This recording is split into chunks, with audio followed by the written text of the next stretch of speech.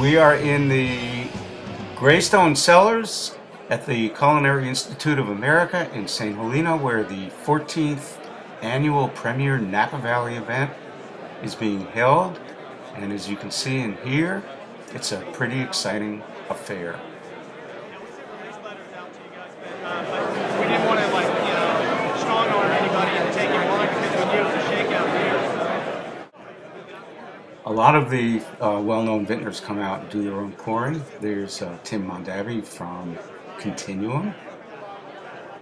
And what we're going to do is just snatch some of my favorite winemakers off the floor. We'll bring them here to a place where it's not so crowded and noisy, because I'll tell you folks, it's a mob scene out there. And then we'll just have a little quiet time to chat. So I'll see you in a second. Why don't you tell us, what is your blend? Sure. It is a 2008 Cabernet Sauvignon. It's a specific lot called the Sunspot Vineyard. It really is the heart and soul of our Hillside Select. So we selected out one barrel for this auction, and from that barrel we'll only bottle 5 cases. It's 100% Cabernet? 100% Cabernet, yes. Now, do you not normally bottle a Sunspot Vineyard Cabernet Sauvignon? Correct. We don't normally bottle this wine on its own, only for this special auction here at Premier Napa Valley. Okay. So how did you come up with the idea of 100% Cabernet from 100% Sunspot? Right. Well, Schaefer Estate is basically all Cabernet Sauvignon. So what's unique is that each lot that goes into our Hillside Select has a specific characteristic. So Sunspot really has what we believe is a unique characters. Well, I know you've told me in the past that Sunspot is kind of in an amphitheater, and it really captures a certain terroir of weather. Can you elaborate on that? Sure. It has the southwest exposure. It's the most favorable exposure for our hillside Cabernets. Gets the late morning sun and then the late afternoon sun.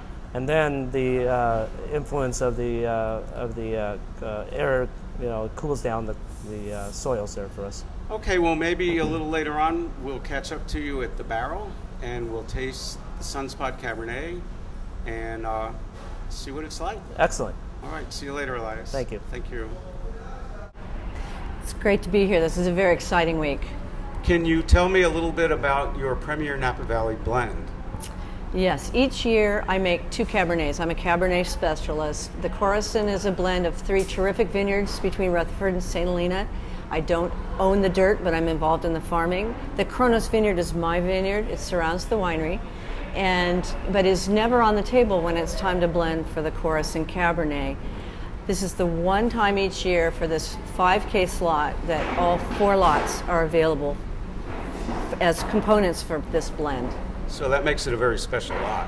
It does. It's unique. It's a once ever. And the vintage is 2008? It is. It's a terrific vintage. Yeah, the wines are very, very integrated and delicious. Okay. Well, thank you very much, and I'll stop by later. I'm looking forward to tasting it.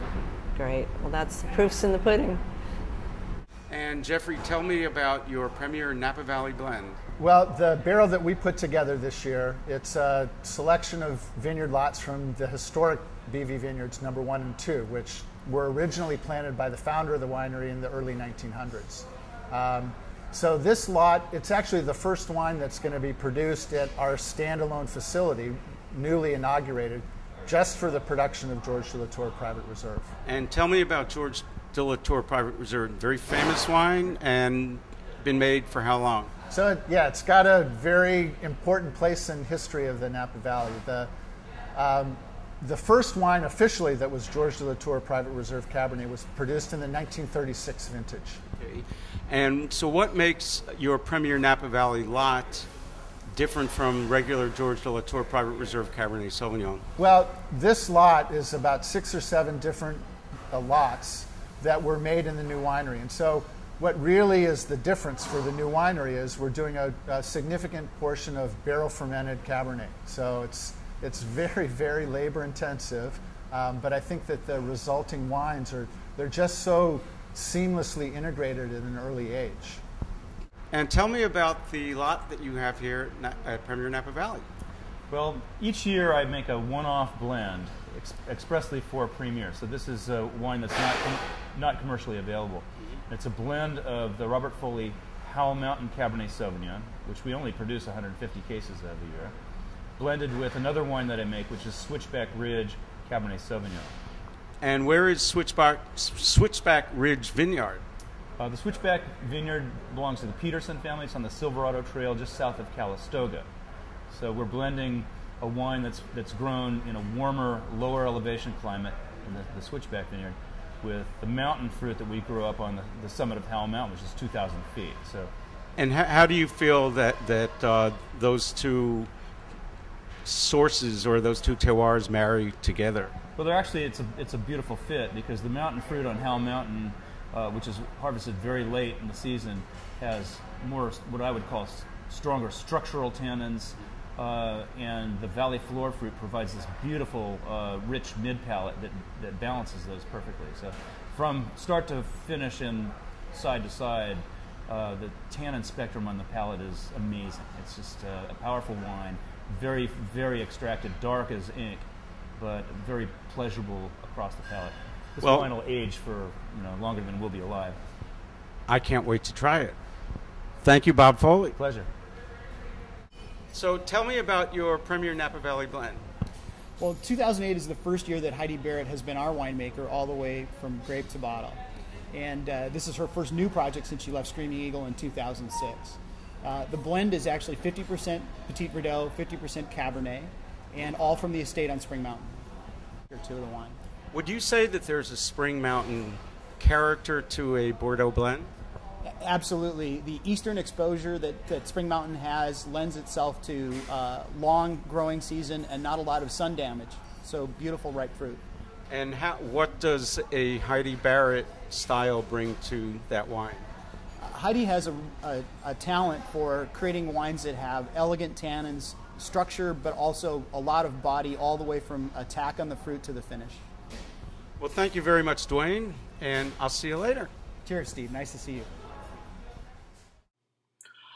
I went back to taste Schaefer's Sunspot Vineyard with Elias Fernandez, and as it turns out, that was the top lot of Premier Napa Valley. The barrel went for $37,000. Man, that's rich. Yeah. The 14th annual Premier Napa Valley raised $1.9 million for local charities. There were 200 lots, 500 bidders. The total was a little short of the record $2.2 million in 2008, but not bad for this economy. Whispers in the night which I can't hear, full of fright